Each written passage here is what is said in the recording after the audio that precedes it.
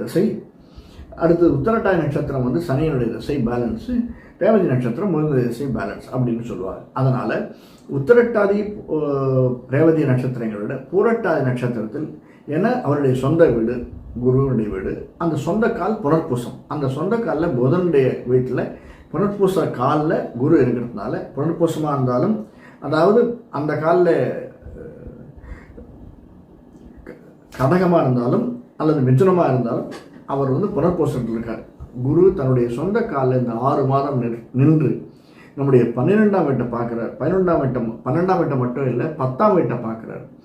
10ஆம் வீட்டு 8, 10, 12ஆம் வீடுகளே குருவினுடைய பார்வை இருக்கிறது. அதனால் என்னென்ன தாக்கம் வரும் நமக்கு அப்படிங்கிறது தான் நம்ம பார்க்க போகிறோம் மெயினாக. ஏன்னா இப்போ நமக்கு வந்து என்ன திசை நடக்கும்னா புதன் திசை நடக்கலாம். புதன், கேது, சுக்கிர, சூரிய திசைகள் தான் இருக்கும் மெயினாக. பெரும்பாலும் புதன் திசை ஏன்னு சொன்னாலும் 16, 10, 26, 25 வயசுக்கு மேலே தான் நம்ம ஜாதகம் பார்க்கணும். 25லேருந்து 65 தான் ஜாதகம் பார்க்குறோம்.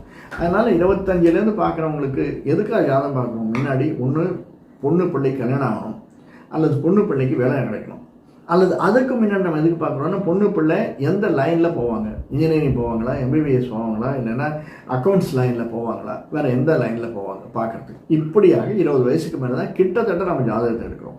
அதனால தான் சொன்னேன் 20 to 60, 70 வயசு வரைக்கும் தான் ஜாதகத்தை பார்க்குறோம். இப்போ 20 வயசுக்கு மேலேனா புதன் திசை, அடுத்தது கேது திசை, சுக்கிர, சூரிய